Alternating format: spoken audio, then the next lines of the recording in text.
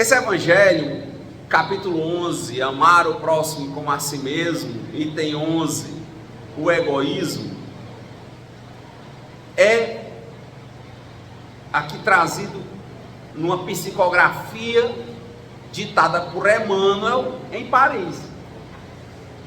Então, um comentário em cima desses trechos. E quando ele fala de egoísmo, a gente até tem conversado dias para cá, depois você pode ver mais detalhes dessa questão dos anônimos que eu falei a semana próxima passada. Mas quando eu tive a oportunidade de ler o livro azul de Alcoólicos Anônimos, me impressionou muito. Tem uma imagem na minha mente de eu virar a página, é como se fosse aquele trechinho que está terminando no final, na edição que eu li, e continuando em cima. E ele dizia: Alcoólicos Anônimos não é contra o álcool. Alcoólicos Anônimos não é contra quem bebe. Aquilo me impactou.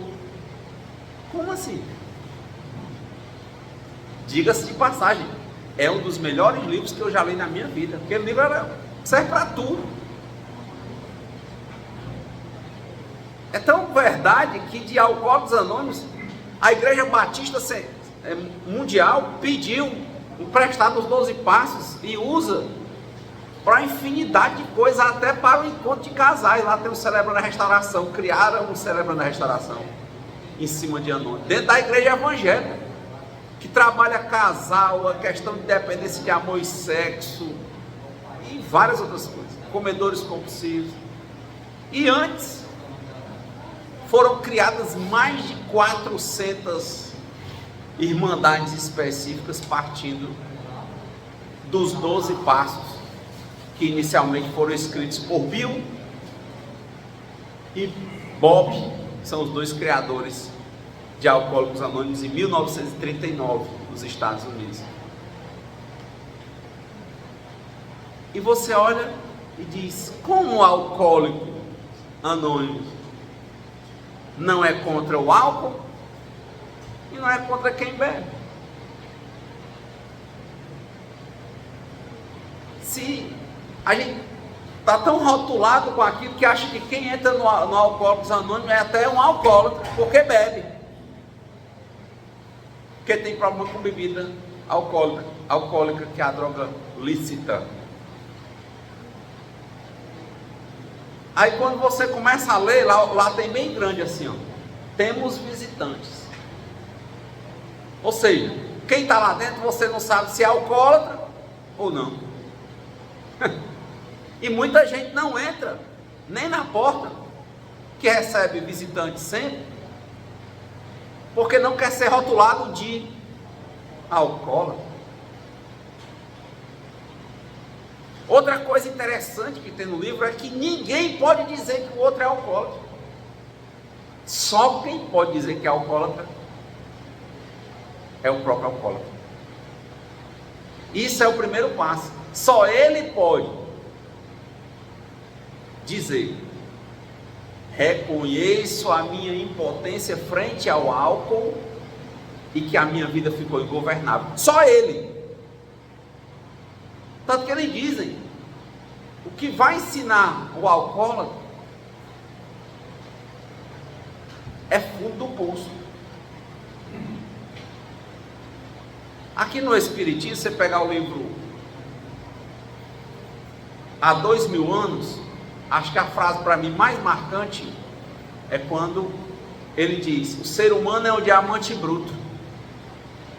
Ele vai aprendendo sendo lapidado. O que é lapidar? É você pegar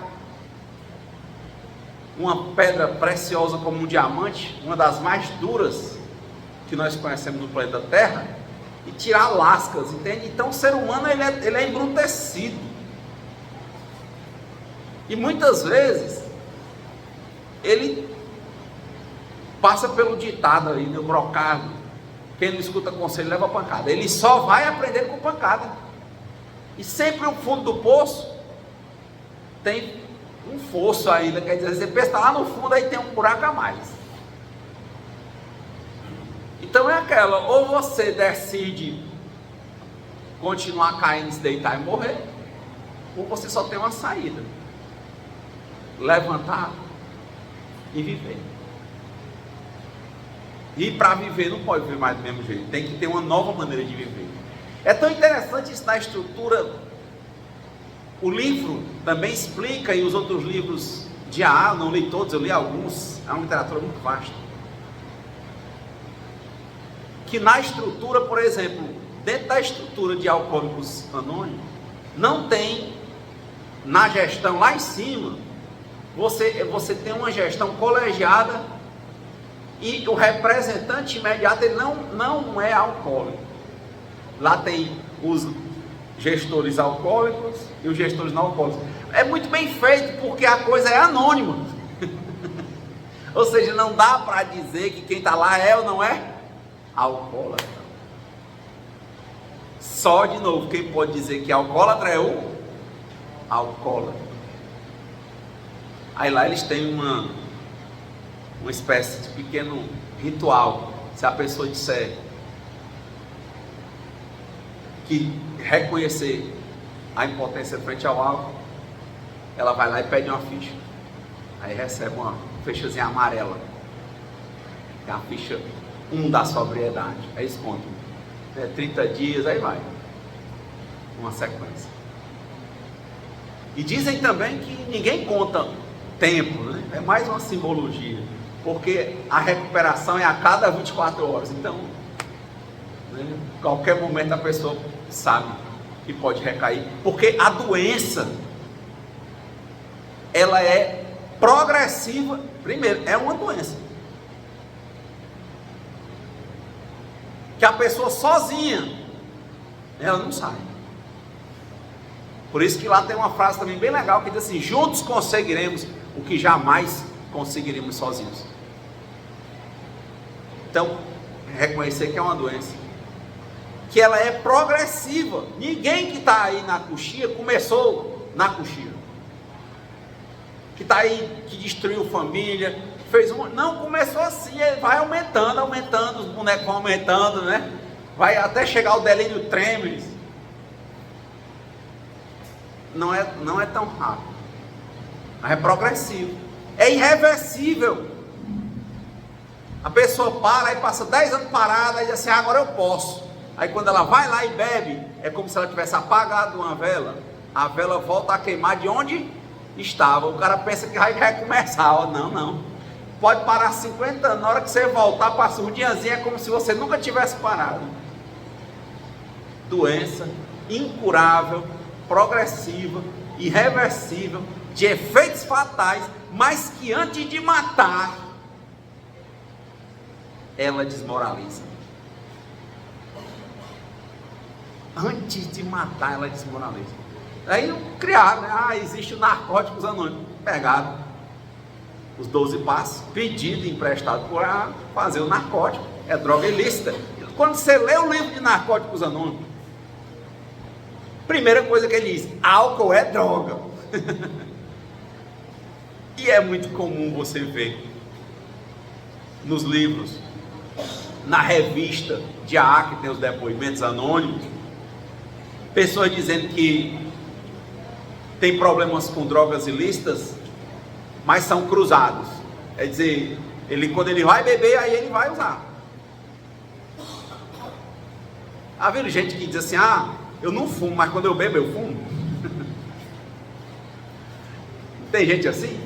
Então, é um círculo. Mas eu me lembro sempre de abrir, está na sequência de leitura do livro Azul de AA, e quando Alcoólicos Anônimos dizia: Alcoólicos Anônimos não é contra o álcool e nem contra quem bebe. Mas eu ainda não disse contra o que ele é, né? Aí diz a continuidade: Alcoólicos Anônimos é contra... Qual é o evangelho de hoje? Egoísmo. Alcoólicos Anônimos é contra o egoísmo e o egocentrismo. é a coisa mais chocante. Alcoólicos Anônimos não é contra o álcool e nem contra quem bebe. Alcoólicos Anônimos é contra o egoísmo e o egocentrismo. Quantas mães eu não já vi dizer: meu filho Renato, conversa com ele, é inteligentíssimo, está aí nas drogas. Eu disse: ora, mas meu filho está caído, está perdido aí na cachaça. Inteligentíssimo, fala com ele que tu deve ter uma ideia para debater, não sei o quê. Isso é claro. Alcoólatra, inteligentíssimo. Porque o problema dele não é o álcool, o problema dele é o egoísmo,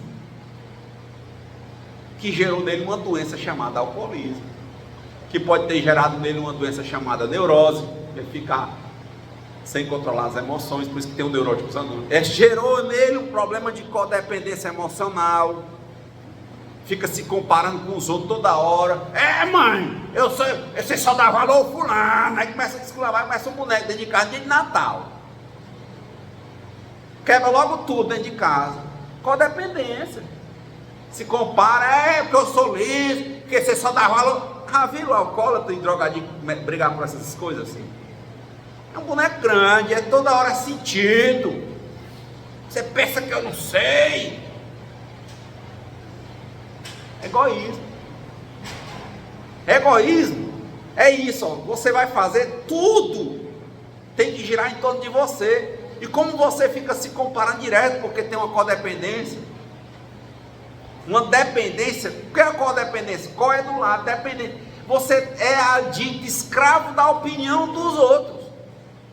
Ele não percebe que lá na raiz da doença alcoólica ou de drogadição dele, tem um cara que a baixa autoestima dele é grande, profunda. Baixa autoestima quer dizer, esse cara não se ama. Mas meu filho, ele fala bem, ele só quer se garantir, ele é cheio de mulher, ele é cheio de não sei de quê. Será que isso aí tudinho não é porque ele se acha tão pequenininho, que ele fica toda hora querendo mostrar para os outros que ele é grande? Mas eu achava que ele era machão, ela era a danadona. Não, é bem pequenininho. Só que ele não quer ver. Como ele é pequenininho, ele alimenta sem saber o egoísmo, em que tudo só pode se girar para o lado dele, entende? Porque todo o prédio tem que ser construído para ele ficar em cima, porque ele se sente embaixo. Então que todo mundo tem que se ferrar, porque ele tem que se sentir a mais. Já pensaram nisso? Como o cara promíscuo, a mulher promíscua, cheio, carência. Rapaz, aquilo ali é aquele ali. Mas porque se compara. Ela disse um ditado, né? Fica feliz com a desgraça do outro. Não é porque ele se compara com os outros. E por que ele se compara? Porque ele não se olha. E porque ele não se olha, ele não se relaciona com ele. E porque ele não se relaciona com ele, ele não consegue encontrar o valor que ele tem. E consequentemente ele não consegue se amar. Então ele vive atrás de cavaletes, para ele estar acima e os outros estarem abaixo. Quando ele não tem como, ele diz assim: é porque o sistema é assim, entende? Porque eu nasci pobre. É culpa do sistema, ou seja, alguém está errado, nem que seja o sistema, porque ele tem que estar certo, entende? Por isso que ele é inteligente em alimentar o próprio egoísmo. E quando ele começa a se comparar demais, porque não se relaciona consigo adequadamente, porque não se ama, não se conhece, não se compreende, começa a fugir, porque quando ele vai usar de qualquer coisa que vai produzir dopamina na cabeça dele e vai deixar ele lento ou agitado, pode ser comida, pode ser álcool, pode ser qualquer tipo de droga ilícita, anfetamina, pode ser o sexo, ele tem uma viagem, entende? Na hora que o negócio fica insuportável, ele foge. Por que que fica insuportável, Renato? Porque o mundo não é como ele quer. Aí ele se revolta, se torna um neurótico, dominado, impotente perante as emoções.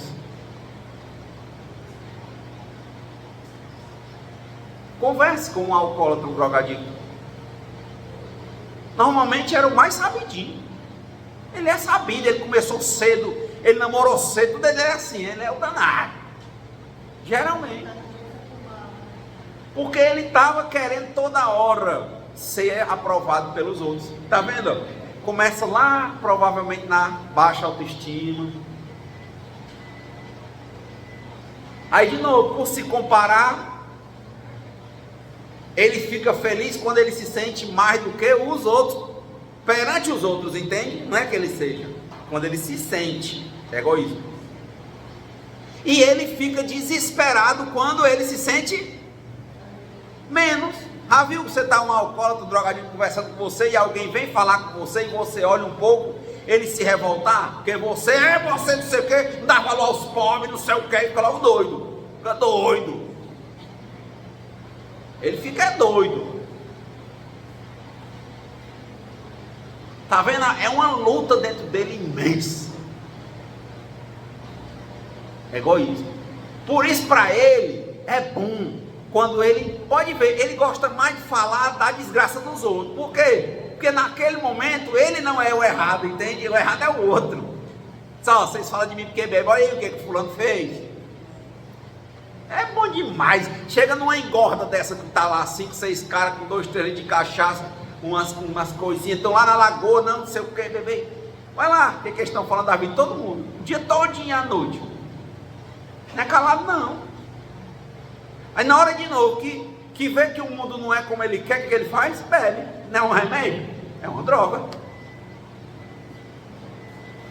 Bebe, procura relacionamentos sexuais distorcidos, come, além do excessado da alimentação, ele come para ter prazer, ele fantasia de passar um dia pescando e assando e assim, inventa uma resenha, né?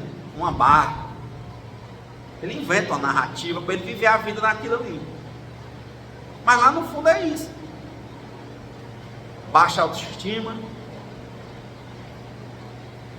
falta de autorrelacionamento, gera isolamento e pouco relacionamento com os outros, relacionamentos tóxicos, fugas pela bebida, por outras drogas ele avança, fuga pelo sexo, fuga pela comida, fuga pelo cigarro, fuga pelo jogo.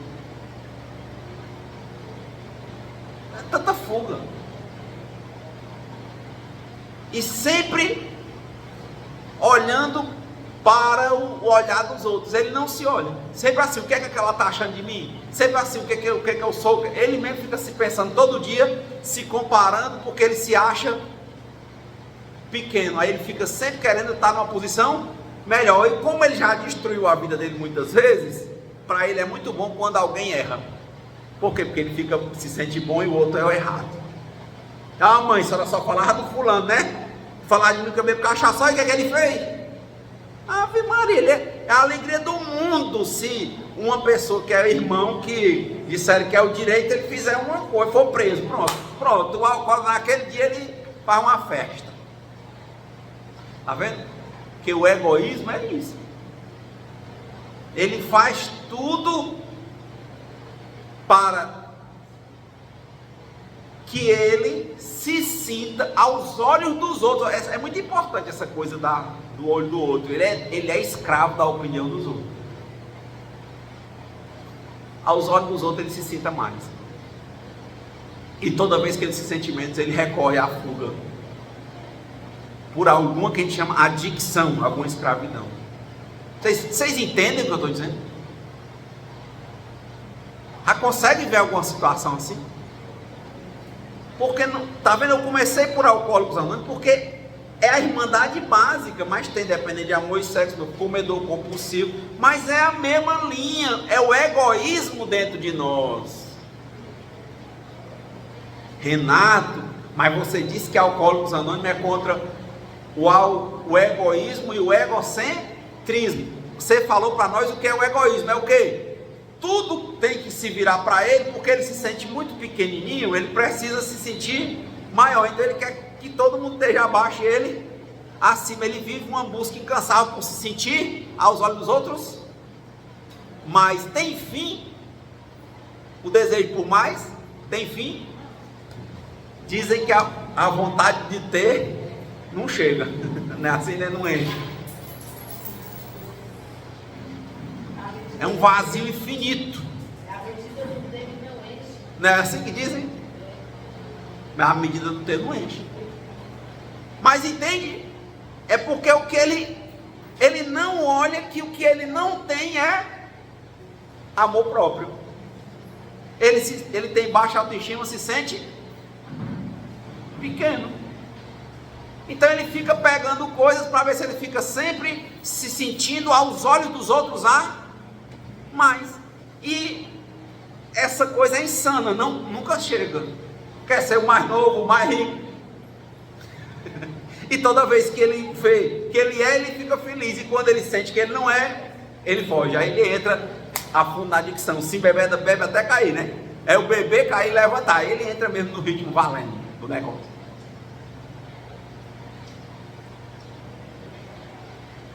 Então, egoísmo do Evangelho. Mas vai bater isso aí com o Evangelho. Título do Evangelho, capítulo 11, amar o próximo como a si mesmo. O que ele está dizendo? Que quem tem adicção, que eu acho que todo mundo tem. De novo, mas só quem pode dizer que tem alguma, quem é a própria pessoa. Eu acho que tem. Porque toda vez que eu fui andar e ler, eu vi as adicções em mim. Que maravilha eu poder dar primeiros passos. Porque se eu não vejo onde tem defeito, como é que eu vou ajeitar? Se na sua calçada não tiver folha, você nem se lembra de limpar. Bom para nós é ver onde está sujo, para que a gente possa limpar. O alcoólatra não tem tempo. Nenhuma das adicções. O neurótico, escravo das emoções, codependente, escravo dos relacionamentos, o escravo da comida, o escravo do amor e sexo, amor entre aspas, é egoísmo. E o egocentrismo, hein, Renato? É assim, egoísmo, ele fica fazendo tudo sempre para se sentir mais aos olhos dos outros. Egocentrismo é assim, pode acontecer tudo com todo mundo, menos com ele faz uma redoma.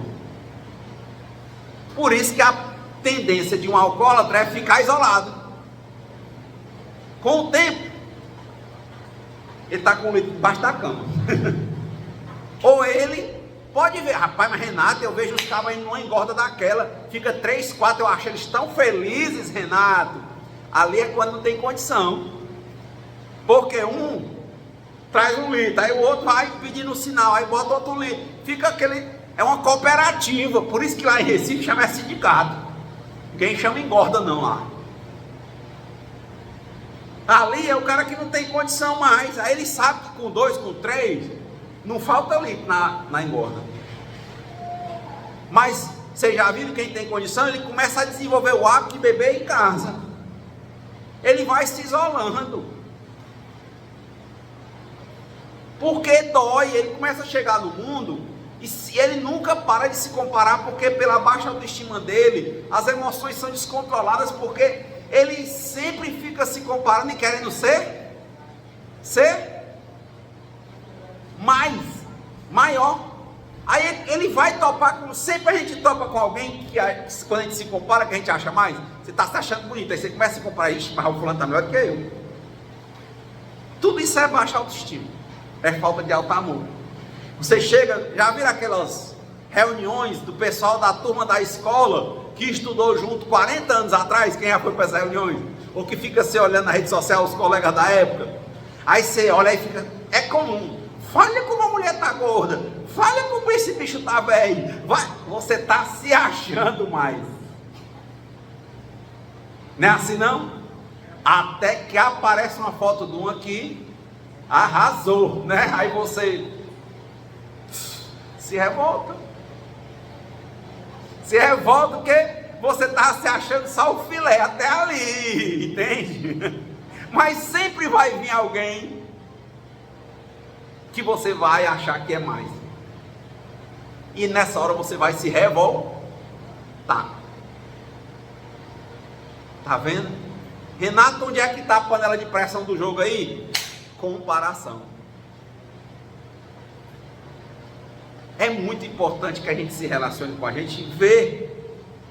Porque comparação já é um sinal fortíssimo de baixa autoestima.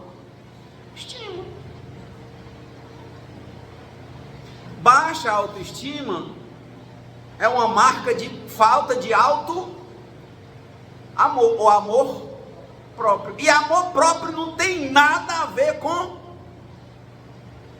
egoísmo. Tem não. Amor próprio não tem nada a ver com egocentrismo. Não tem. Pelo contrário. Por isso que o evangelho é amar ao próximo como a si mesmo. Como é que você vai amar se você não se ama? Se você não se ama, como é que você vai receber amor? Não vai. Não vai. Então a vida é sempre assim, ó. De quem se compara. O deleite de quando se sente mais e a revolta quando se sente menos. Aí cai em qualquer adicção que tenha. Sexo, bebida, o que for. Comida. E vai aumentando o negócio. No final das contas, cara, você passa, quando você vê quem tem algum lugar de fala de alguma adicção, eu estou usando como base aqui o álcool, a droga lícita, né, ou drogas ilícitas, mas qualquer adicção, quando você vê uma pessoa de domingo à tarde comendo uma comida em excesso, como se fosse um cachorro avançando assim, ali é um vazio, no sentido de, não é um bom vazio, né? É a pessoa se sentindo solitária. É a pessoa que não se ama, que ela no processo de comparação chegou um momento em que ela se achou menos e ela está sempre lutando para querer ser, mas ela quer emoção por cima de emoção. Ela quer, como diz o RPM, revoluções por minuto. É por isso que o cara do crack ou algumas drogas anfetaminas, ele quer uma coisa em cima da outra. Que ele quer que o pico de adrenalina, dopamina esteja lá. Ele quer estar, sabe, direto. Aí vem o vício, cria um loop.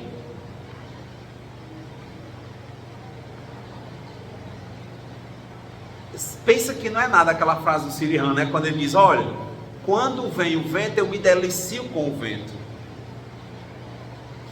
Quando o vento passa, eu sinto um pouco de calor. Fantástico isso, né? Porque um cara que ele está nesse processo de comparação em que, de novo, quando ele está a mais, ele se alimenta o ego dele, o egoísmo dele se alimenta por ele se sentir a mais. E outros hormônios, ele se desespera quando ele se sente a menos do que ele foi.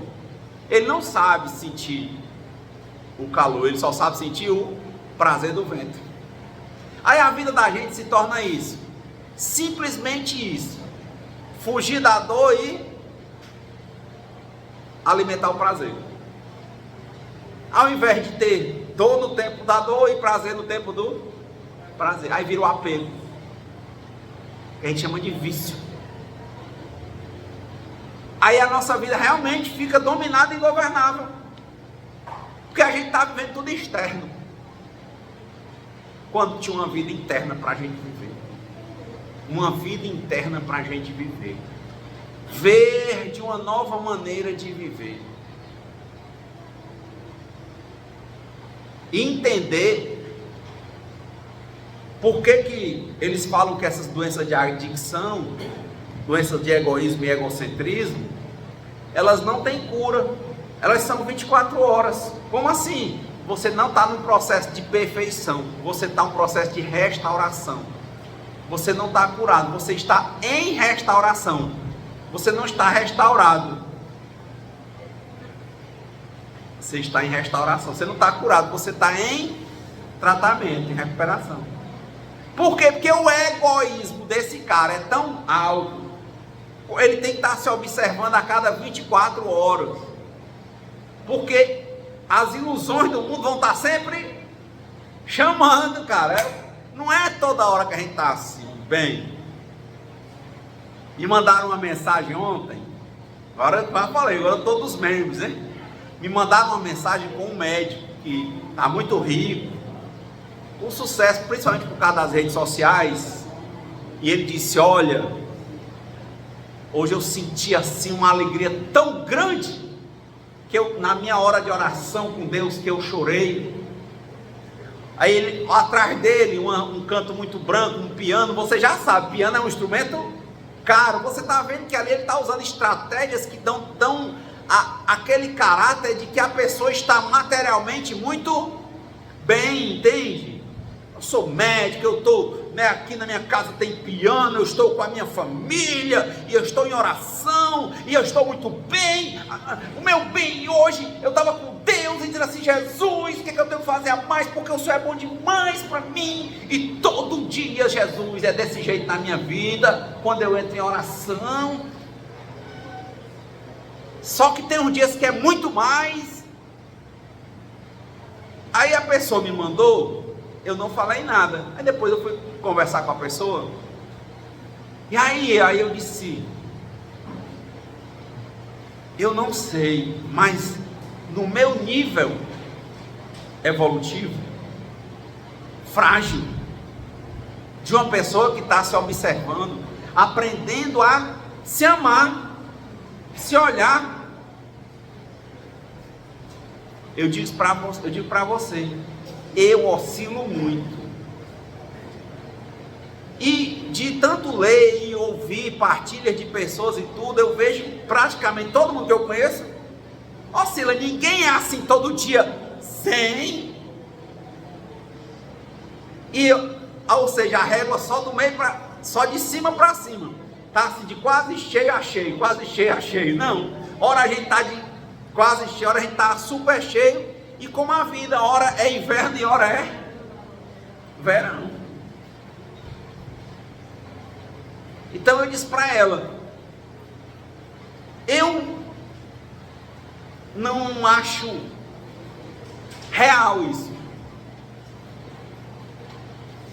Então eu medito diariamente, leio, reflito, tento me relacionar comigo, porque eu vejo que eu estou num processo contínuo a cada 24 horas de recuperação.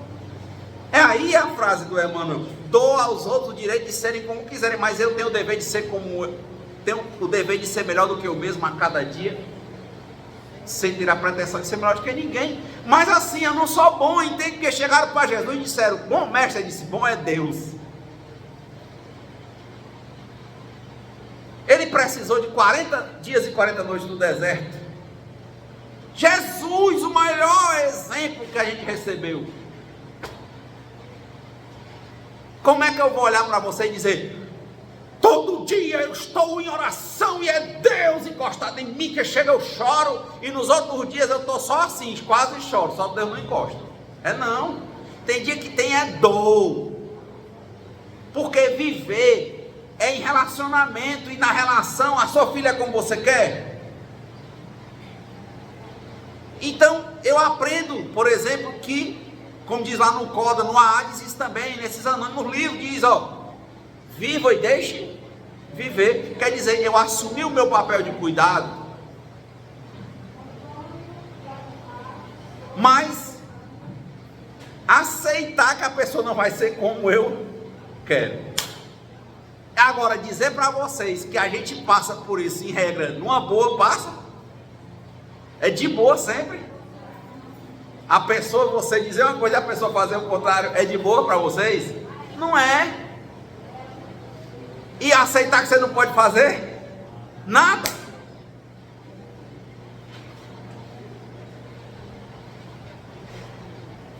Vocês acham que um menino meio órfão, criado por um avô,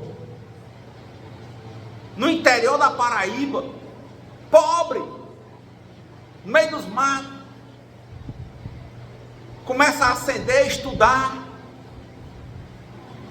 aí começa a cantar, passa em medicina na Universidade Federal 40 anos atrás.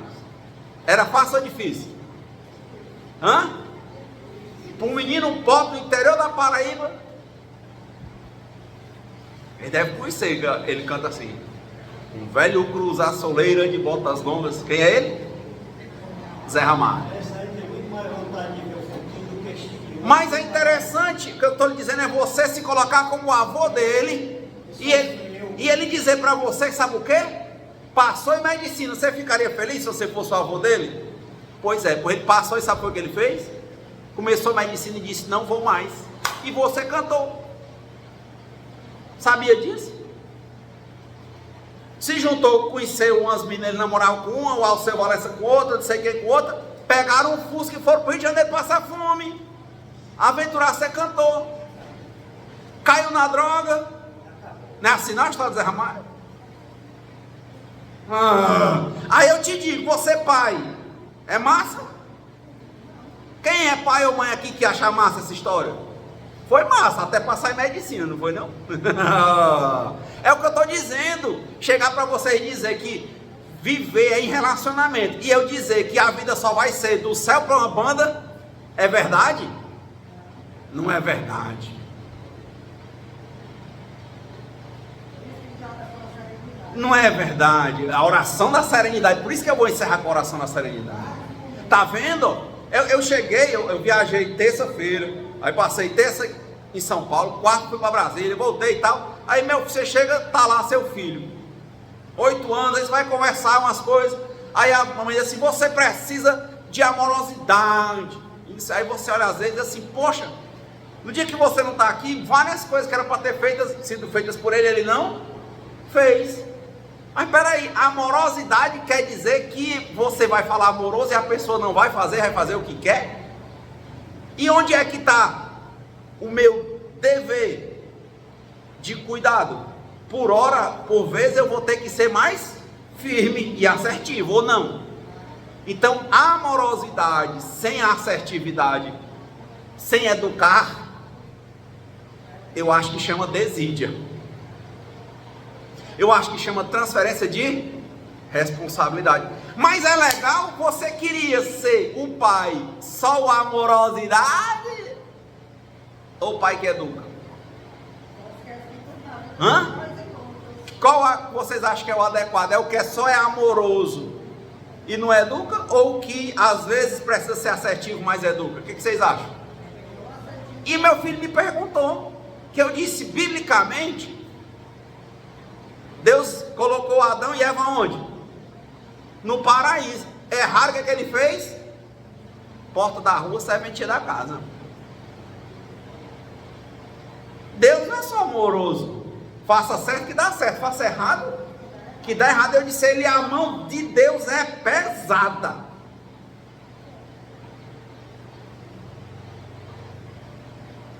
Mas pai, pense. Dizia o Cartola: o mundo é um moinho. Ainda é tempo, amor. Não é isso, Cartola? O mundo é um moinho. Ele vai moer os seus sonhos. Se estiver errado, vai dar errado, meu filho. Outro. Não, argumento, olha, ninguém engana Deus.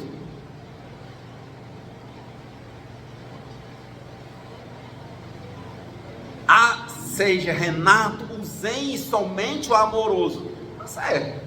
Mas isso ao preço de não educar? Eu perguntei. Foi não o que Deus fez com Adão e Eva? Eva, Minha filha, errou, foi? Neném, vamos errar de novo. Não, Deus disse assim, ó, fala ele, foi? Desocupa a moita.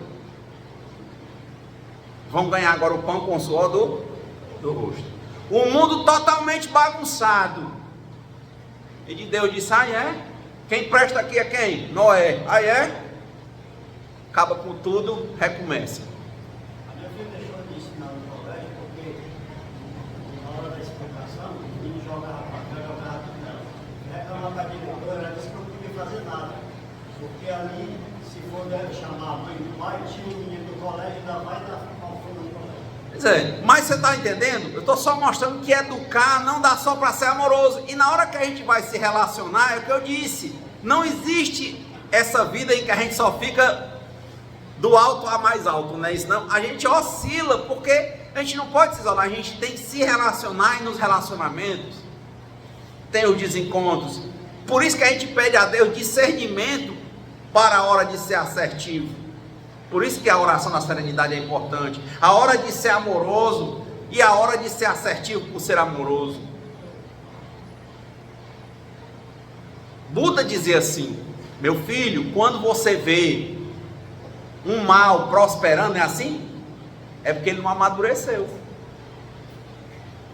Quando você vê um bem perecendo, é porque também ele não amadureceu.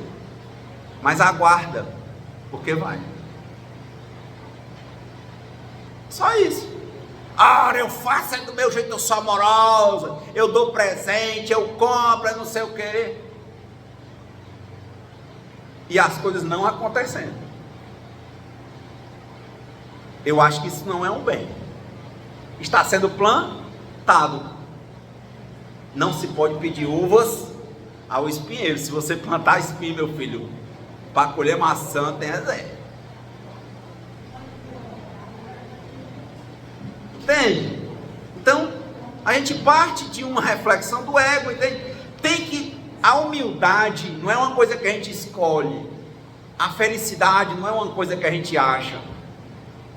A humildade e a felicidade estão com a gente. Quando a gente entende que na vida, em relação a isso, a gente humildemente, muitas vezes, não pode fazer nada além de orar. Fazer a nossa parte, sabendo que a nossa parte não é tudo. Isso é uma conduta humilde.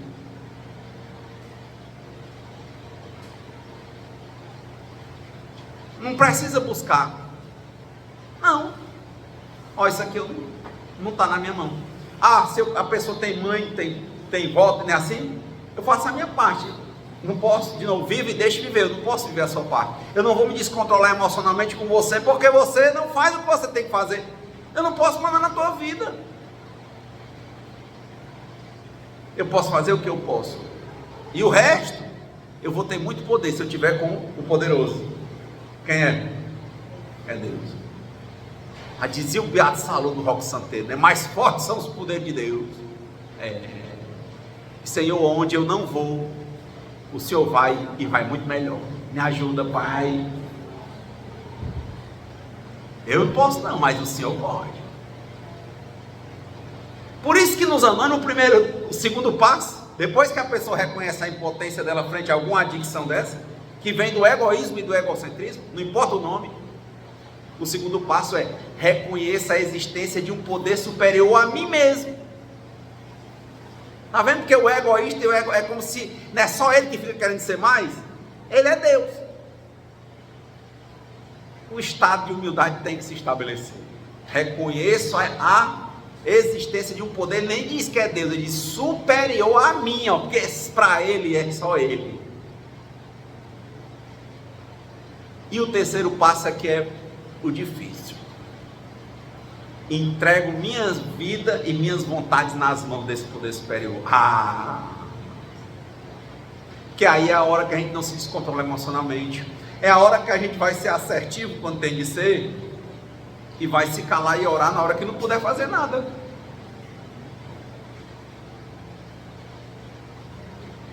É na hora que o drogadicto, o adicto a qualquer coisa, o alcoólatra, o neurótico, ele diz: você não manda em mim, eu tenho meu dinheiro, não sei o quê. Pois, Que Deus te abençoe.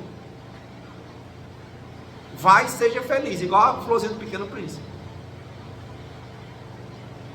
Ah, eu sou drogadinho, então eu posso meter a pé em você, levar suas coisas. Saia da minha casa. Mas papai era... entre em recuperação, entre um tratamento, aqui a casa é nossa.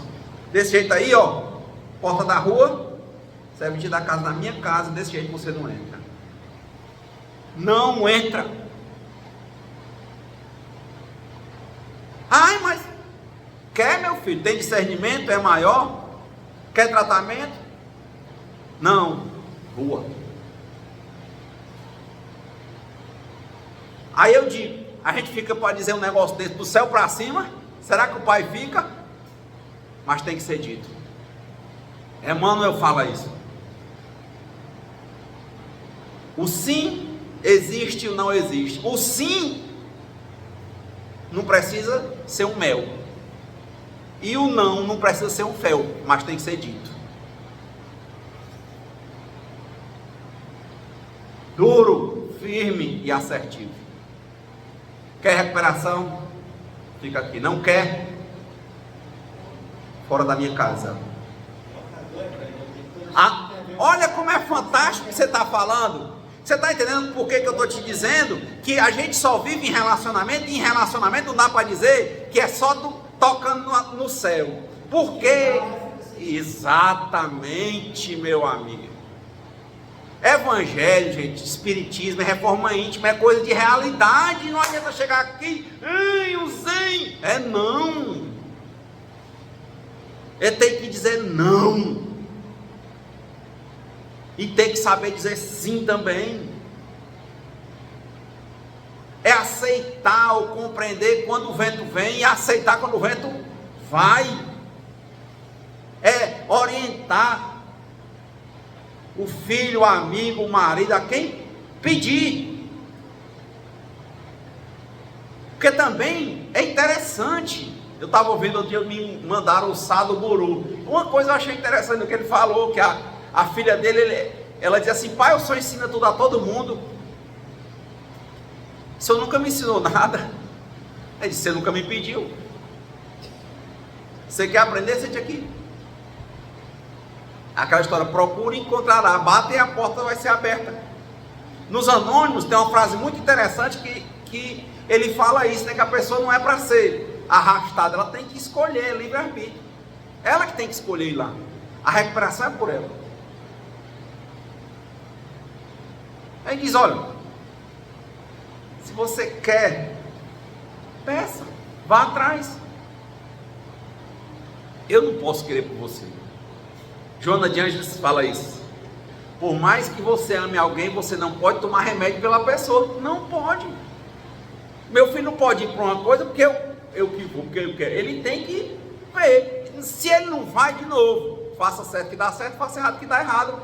Que ele aguente as consequências. Eu não vou torcer que ele sofra, mas eu entrego ele nas mãos de Deus. Agora eu sei que o poder superior é assertivo quando tem que ser. Eu disse a mesma coisa para ele: olha, Sodoma e Gomorra. Abraão chorou para Deus: oh Senhor, que Ló estava lá, o sobrinho dele. Não é assim na Bíblia? Ele diz: olha, se tiver uma pessoa por lá, eu não destruo a cidade. Ele diz assim: se tiver 10, olha, querendo salvar a família de Ló. Aí até que Abraão chegou em um. Ele disse: se tiver um bom, eu não destruo a cidade. Aí no final os anjos foram lá, não é isso? E conseguiram tirar Ló, as duas filhas e a mulher.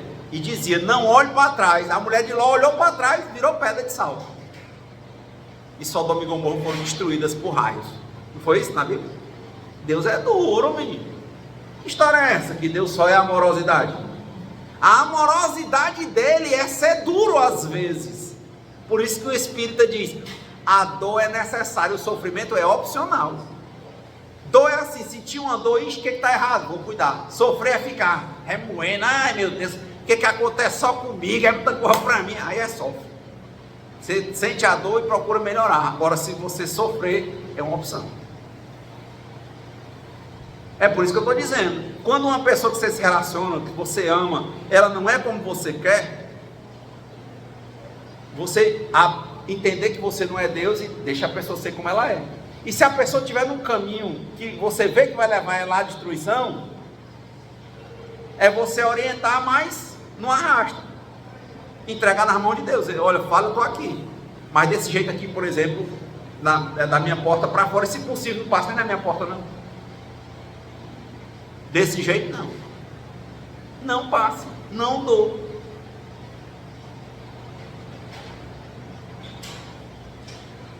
É duro. E a vida é essa. Atitude mais humilde do que essa. Porque quem mima não vai dizer isso não, vai querer tomar remédio pelo filho, entende? Não serve. Então, esse momento eu achei muito importante, porque algumas vezes as pessoas refletem se o que eu estou falando aqui, eu estou alimentando o egoísmo da pessoa. Não, auto-amor não tem nada a ver com egoísmo. Auto-amor tem nada a ver com egocentrismo. O egoísmo, realmente, ele decorre da baixa autoestima, dessa pessoa que se sente pouco e fica querendo, se comparando e querendo ser sempre mais, e a medida do ter não enche. Então a vida dele é maluca, porque ele nunca vai conseguir sempre ser mais. Você já viram assim, você está numa sala de aula, jovem, aí começa aquelas criancinhas, as meninas começam a se pôr mais bonitinhas, ou algum menino mais bonito, sempre alguém se destaca assim de chamar a atenção. Quem já viu isso na sala? Fica logo besta. Fica ou não fica?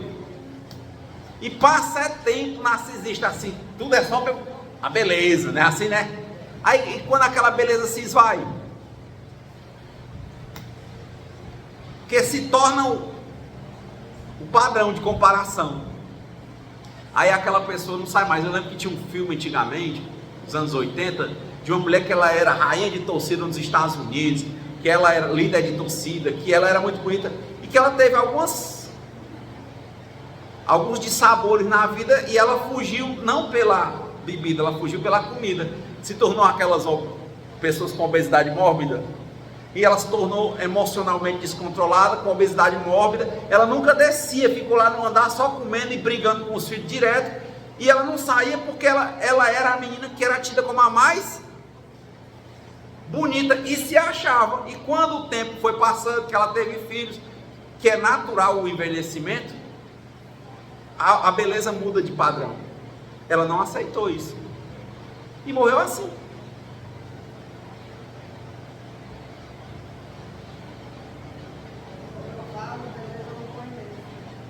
Não, é legal ser bonito, entende? A vida é bonita. Quando a gente se ama, a gente se acha bonito. O problema é esse, a gente se ama. Porque o egoísmo, ele se marca quando a gente começa o processo de comparação. Esse guru, ele estava falando isso, né? Que as pessoas com baixa autoestima, ele dizendo que passou muito tempo meditando, olhando para as minhocas, para os gafanhotos. Ele diz assim: o Criador, ele teve tanta atenção na criação de cada ser, né? É tão detalhado. Um gafanhoto, vocês já viram, né? Uma cobra, os desenhos de um tigre, né? E a gente, humano, enquanto imaturos espiritualmente, a gente quer achar que a gente está no topo da cadeia alimentar, que é mais do que os outros, concorda? Ó, aí é o egoísmo. Ele disse: mas se morrerem todos os insetos, não dá 3 anos, todo mundo morre, porque eles vão fertilizando, né? Assim, se morrerem todos os humanos, só vira estrume. E o pior é que a gente se acha mais se botar na coisa. Onde morre a humanidade todinha, vai lá para Chernobyl, o pessoal saiu, está lá tudo florescendo. Ele disse: morre essa ruma de gente que se acha mais do que tudo e vira estrume. E se morrerem os insetos, por exemplo, com pouco tempo não tem mais o que comer. Diz: olha, ninguém é mais do que ninguém. Ninguém é mais do que nada. Deus depositou a mesma quantidade de amor infinita em cada criação. Em você, na barata. Mas o processo de comparação. Foi muito difícil hoje a reflexão. Conseguem se enxergar em algum momento? Conseguiram se enxergar em algum momento? Essa é a finalidade. É o espelho. Não é a finalidade de quem está falando aqui tocar vocês. É você aprender a se olhar. Porque aqui eu vou me olhando. E compreendo, talvez seja possível alguém que esteja sempre na margem alta. Mas não é meu caso. Mas estar no processo de recuperação é bom. Saber que tem doenças do espírito incurável nessa encarnação é bom. Por quê? Porque eu limpo todo dia. Eu vou tentando limpar. Não posso dormir nenhuma vez. Eu tenho que limpar. Eu tenho que ajeitar, eu tenho que cuidar. A gente limpa hoje, amanhã está sujar assim. Amanhã eu limpo de novo. Então, que Deus nos conceda a serenidade necessária para aceitarmos as coisas que nós não podemos modificar. Coragem para modificar aquelas que nós podemos. E sabedoria para reconhecer a diferença. Como é um evangelho de espelho, se cada um puder fazer por si, pense. Deus, me conceda a serenidade necessária para aceitar as coisas que eu não posso modificar. Coragem para modificar aquelas que eu posso. E sabedoria para reconhecer a diferença. E que seja sempre feita a vontade de Deus e não a minha. Muita paz e boa semana.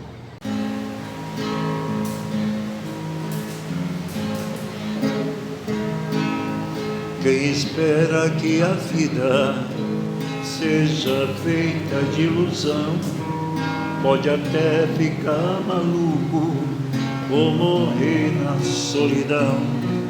É preciso ter cuidado pra mais tarde não sofrer. É preciso saber viver. Toda pedra do caminho você deve retirar. Uma flor que tem espinho você pode se arranhar. Se o bem e o mal existem, você pode escolher. É preciso saber viver. É preciso saber viver. É preciso saber viver. É preciso saber viver. Saber viver.